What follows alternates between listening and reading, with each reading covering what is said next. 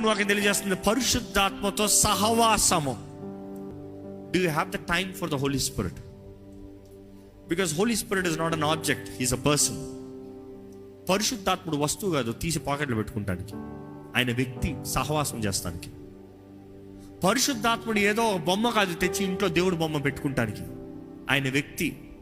నువ్వు ఆయనతో మాట్లాడాలి, నువ్వు ఆయనతో సంభాషించాలి, నువ్వు ఆయనతో బ్రతుకుని గడపాలి. ఆయన నీ స్నేహితుడిగా, నీ సహకారిగా, is your counsellor, he's your comfort, ఆదరణకర్తగా, నీకు అన్ని విషయాల్లో నీకు మంచి చెడులు నేర్పించే వ్యక్తిగా ఉన్నాడు. నువ్వు వెళ్ళవలసిన త్రోవలను నడిపించే వ్యక్తిగా ఉన్నాడు. మౌనంగా చేయడు, నువ్వు మాట్లాడుతూనే చేస్తాడు. మౌనంగా నడిపించాడు. చేయి పెట్టుకుని, చాలామంది అనుకుంటారు చేయి పెట్టుకుని లాక్కుని వెళ్ళిపోతాడని. కాదు కాదు కాదు కాదు ఆయన నీ పక్క నుండి నేను నడిపిస్తాడు. ఆ పరిశుద్ధాత్ముడు లేకపోతే విచక్షణ జ్ఞానం లేదు, పరిశుద్ధాత్ముడు లేకపోతే జ్ఞానం లేదు, పరిశుద్ధాత్ముడు లేకపోతే జీవితం లేదు, పరిశుద్ధాత్ముడు లేకపోతే పరలోకం చేరలేదండి.